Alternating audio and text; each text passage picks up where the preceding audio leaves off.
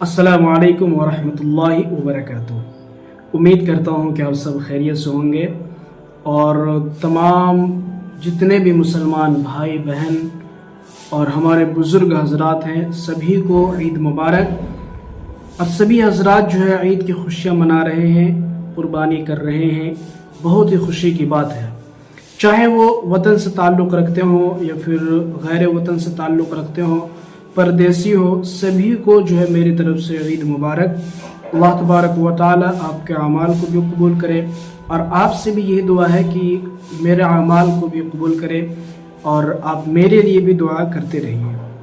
आज मैं आपसे एक खुसूसी बात करना चाहता हूँ और वो बात ये है कि हमने तो माशाअल्लाह कुर्बानी दे दी अल्लाह तबारक व तआला को राज़ी करने के लिए कि अल्लाह तबारक व तआला ने कुर्बानी मांगा तो हमने कुर्बानी दे दी। ज़ाहिर सी बात है मवेशी की कुर्बानी हमने पेश की और अल्लाह तबारक व तआला तो असल इखलास को देखता है कि ये बंदा जो है अपना पसंदीदा जानवर, अपना पसंदीदा और जिसको इसने प्यार से रखा था उसको कुर्बान कर दिया।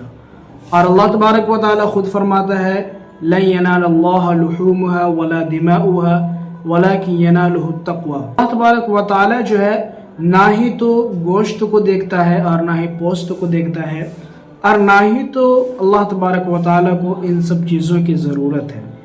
अल्लाह तबारक व तआला को अगर ज़रूरत है तो सिर्फ़ इखलास की और तक़वे की। वो इंसान के अंदर तक़वे को देखता है, परहेज़गारी को देखता है कि ये इंसान जिसको हमने तमाम इनामात से नवाजा है ये आखिर अपने रब को राज़ी करने के लिए क्या कर सकता है। लेकिन मैं यहाँ आपसे जो चीज़ अर्ज़ करना चाहता हूँ वो ये कि क्या आपने सिर्फ जानवर की कुर्बानी दी या फिर क्या आपने बकरे या दुम्बे की कुर्बानी दी।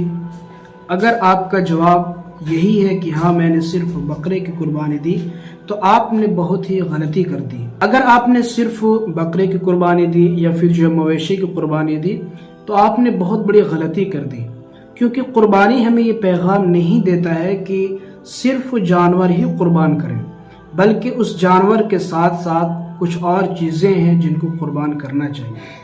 उनमें से एक चीज़ है अपने अंदर के जानवर को भी कुर्बान करना। जी हाँ, मैं सही कह रहा हूँ। हो सकता है कि आपको ये बात थोड़ी सी चुभेगी लेकिन ये हकीकत है। इंसान के अंदर जो जानवर है उसे भी कुर्बान करना ज़रूरी है और ये वही जानवर है जो अल्लाह तबारक व तआला के अहकाम के आगे अपना हुक्म चलाने की कोशिश करता है। और जब इंसान अल्लाह तबारक व तआला की इताअत करने लगता है तो उसे ये महसूस कराता है कि आखिर तुम रब की इताअत क्यों कर रहे हो। तो ये जानवर जो हमें गुनाहों पर उभारता है और अल्लाह तबारक व तआला की मशीयत के आगे आड़ बनता है, इसको भी कुर्बान करना ज़रूरी है। इसी तरह अपने अंदर के तकब्बुर को भी ख़त्म करना ज़रूरी है। हम सब जानते हैं कि अल्लाह तबारक व तआला ने मुसलमानों को बहुत सारी खूबियों से नवाजा है। जहाँ ईमान की दौलत रखा है वहाँ पे कुछ ऐसी चीज़ें भी हैं जिससे अल्लाह तबारक व तआला ने मना किया है, जिसमें से एक चीज़ है तकब्बुर। तकब्बुर क्या है? तकब्बुर कहते हैं कि अपने आप को ही बड़ा समझना और अपने आप के आरा को ही बेहतर समझना, यानी कि मामलात में अपने आप को मुकद्दम रखना।